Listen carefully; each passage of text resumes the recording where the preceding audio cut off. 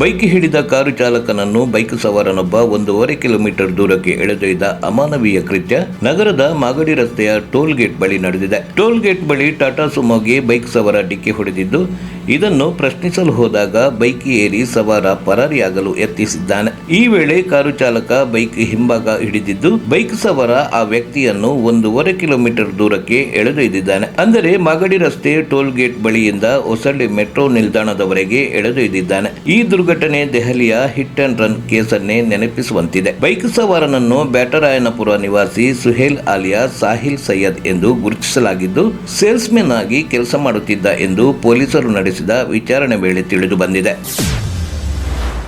ಬೆಂಗಳೂರು ನಗರದ ಮಾಗಡಿ ರಸ್ತೆ toll gate ಬಳಿ ನಡೆದ ಹಿಟ್ ಅಂಡ್ ರನ್ ಪ್ರಕರಣ ಸಂಬಂಧ ಬೈಕ್ ಸವಾರ ಸುಹೇಲ್ ಆಲಿಯಾ ಸಾಹಿಲ್ ಸೈಯದ್ನನ್ನು ಪೊಲೀಸರು ತೀವ್ರ ವಿಚಾರಣೆ ನಡೆಸುತ್ತಿದ್ದಾರೆ. ಪ್ರಕರಣದ ತನಿಖೆ ನಡೆಸುತ್ತಿರುವ ಗೋವಿಂದರಾಜನಗರ ಪೊಲೀಸರು ಸುಹೇಲ್ನನ್ನು ವಿಚಾರಣೆ ನಡೆಸುತ್ತಿದ್ದು, ವಾಹನಕ್ಕೆ ಡಿಕ್ಕಿ ಹೊಡೆದಿದ್ದು ನಿಜ, ನಾನು ಭಯದಿಂದ ಈ ರೀತಿ ಮಾಡಿದ್ದೇನೆ ಎಂದಿದ್ದಾನೆ. ನನ್ನನ್ನು ತಡೆದ ಜನರು ಹಲ್ಲೆ ಮಾಡಲು ಮುಂದಾದರು. ಮಾಗಡಿ ರಸ್ತೆಯಿಂದ ನಾಯಂಡಹಳ್ಳಿಯಲ್ಲಿರುವ ನನ್ನ ನಿವಾಸಕ್ಕೆ ಹೋಗುತ್ತಿದ್ದಾಗ ಈ ಘಟನೆ ನಡೆದಿದೆ ಎಂದು ಪೊಲೀಸರ ಮುಂದೆ ಸುಹೇಲ್ ಹೇಳಿಕೊಂಡಿದ್ದಾನೆ.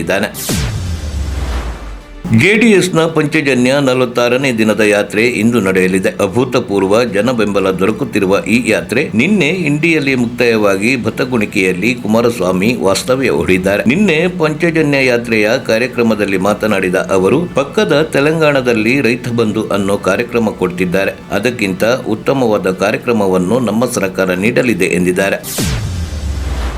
ಪ್ರಧಾನಿ ನರೇಂದ್ರ ಮೋದಿ ಗುರುವಾರ ಕಲಬುರಗಿ ಹಾಗೂ ಯಾದಗಿರಿ ಜಿಲ್ಲೆಗಳಿಗೆ ಭೇಟಿ ನೀಡಲಿದ್ದು, ಯಾದಗಿರಿ ಜಿಲ್ಲೆ ಸುರಪುರ ಮತಕ್ಷೇತ್ರದ ಕೊಡೇಕಲ್ ಗ್ರಾಮದಲ್ಲಿ 4,223 ಕೋಟಿ ರುಗಳ ವೆಚ್ಚದ ವಿವಿಧ ಅಭಿವೃದ್ಧಿ ಯೋಜನೆಗಳಿಗೆ ಚಾಲನೆ ನೀಡಲಿದ್ದಾರೆ. ಈ ವರ್ಷ 2ನೇ ಬಾರಿ ಮೋದಿ ಆಗಮಿಸಲಿದ್ದು, ಕರ್ನಾಟಕದ ಚುನಾವಣೆಯನ್ನು ಬಿಜೆಪಿ ಗೆಲ್ಲಲು ಮೋದಿಯನ್ನು ಅಸ್ತ್ರವಾಗಿಸಿರುವುದು ಸ್ಪಷ್ಟ ಎಂದು ಎನ್ನಲಾಗುತ್ತಿದೆ.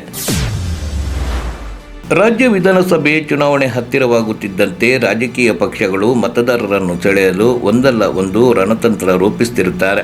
ಈ ಹಿಂದೆ ಬೆಳಗಾವಿ ಗ್ರಾಮೀಣ ಕ್ಷೇತ್ರದ ಶಾಸಕಿ ಲಕ್ಷ್ಮೀ ಹೆಬ್ಬಾಳ್ಕರ್ ತೆಂಗಿನಕಾಯಿ ಮೇಲೆ ಪ್ರಮಾಣ ಮಾಡಿಸಿಕೊಂಡು ಗಿಫ್ಟ್ ನೀಡಿದರು.